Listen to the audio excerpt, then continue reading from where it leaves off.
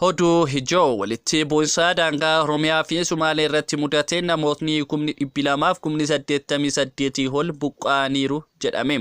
Naannolee Itoophiyaa hedduu keessatti mirga bilisaan socho'uu lammiilee biyyattii saffisaan hammaataa akka jiru Koomishiniin Mirgoota Namummaa Itoophiyaa akeekkachiise.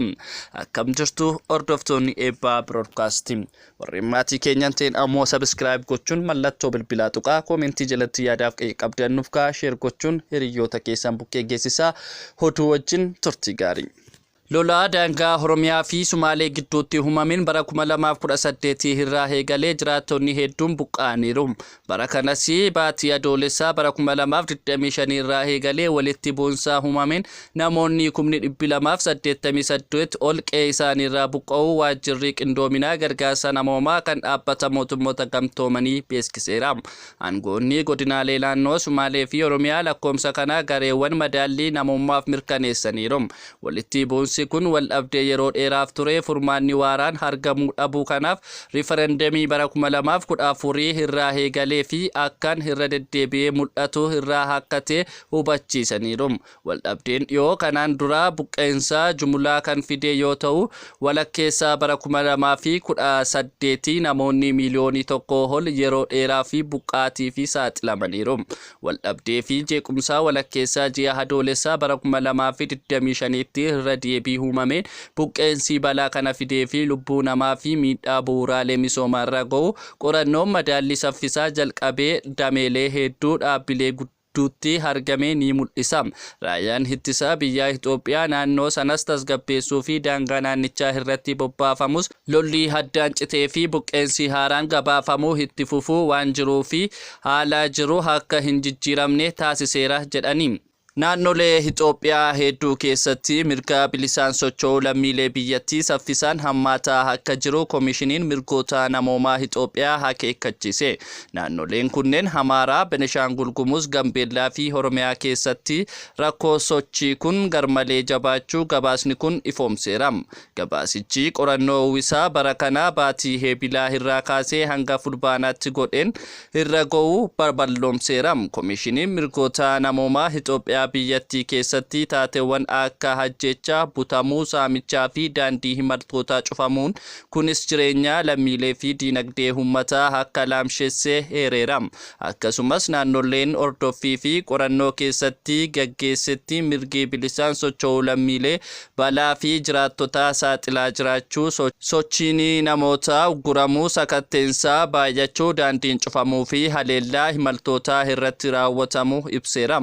Tarkaanfiiwwan kunneen mirga jireenyaa lammiilee sarbuu fi hojii hawaasummaa diinagdee irratti dhiibbaa guddaa kan geessisuu fi tajaajilli qaqqabummaa hawaasummaa balaaf kan saaxilu ta'uu Koomishiniin Mirgoota Namummaa Itoophiyaa ibse. Akka gabaasni kun ibsutti daandiiwwan ijoo hedduun kanneen naannoo Benishaangul Gumuz, Asuusaa, Finfinnee, Kamashii fi naannoo Oromiyaatti wal qunnamsiisan dabalatee bakkoota hedduutti doorsisaa gareewwan hidhattootaa irraan kan ka'e cufamuu fi hanga gabaasni kun qindaa'etti akka hin banamin beeksise. Imalli namoota darbee eegumsa humnoota nageenyaa mootummaatiin taasifamu kun immoo uummata irratti rakkoo akka guddaa fidaa jiru akeekeera. Koomishinichi dhimmoota butamuu fi hajjechaan daandii irratti uummata nagaa irratti raawwataman dachaan dabalee akka jirus ibseera. Baatii Eebilaa keessa namoonni qawwee qaban imaltoota magaalaa Adaamaarraa gara Collee imalaa turan kanneen baay'inaan gara namoota 40 ta'an butamuu fi isaan keessaa tokko baqachuuf yeroo yaalutti rasaasaan rukkutameera. Haaluma wal fakkaatuun godina Wallagga Bahaatti gareen hidhatanii nama qabuun hanga birrii 200,000 gaafachuun imaltoota 6 bute keessaa inni tokko yoo miliquuf yaalu ajjeesuu ibseera. Taateewwan wal fakkaatan godina Arsii, Gujii Lixaa fi Gondar Kaabaa keessatti uumamuun kunis lammiilee nagaa, hojjettoonni mootummaa fi hojjettoonni gargaarsa namoomaa irratti haleellaa fi butamuun mul'achuu ibseera. Baatii hagayya darbe keessa hojjettoonni Faannoo Diimaa fi Itoophiyaa 3 ambulaansii osoo deemaa jiranuu Kaabaa Gondar keessatti butamuu fi isaan keessaa hojjetaa dhaabbatichaa kan ta'e Oonaalinyi Fantaahuun reebichaa fi dararaa irratti geggeessuun booda qarshii 400 kaffalamee erga baheen booda dararaa irra ga'ee dandamachuu dadhabuun lubbuun isaa darbuu gabaasichi ibse. Akka gabaasni kun ibsetti cufamuu daandii kanaan sochii hugguraa namoota siivilii daran hir'iseera. Daandiiwwan naannoo Amaaraa kanneen akka Makaane Salaam, Mirtoolee, Maariyaamii fi Adet Ong Mooxaa ji'ootaaf kan cufaman yoo ta'u, naannoo Benishaangul Gumuz godina Matakkal keessatti sochiin hugguraa sa'aatii galgala sa'aatii hanga barii sa'aatii 12tti akka daangeffamu, akkasumallee naannoo Amaaraa magaalaa Baatii keessa bulchiinsi hugguraa sochii yeroo hin murtoofnee fi labseera.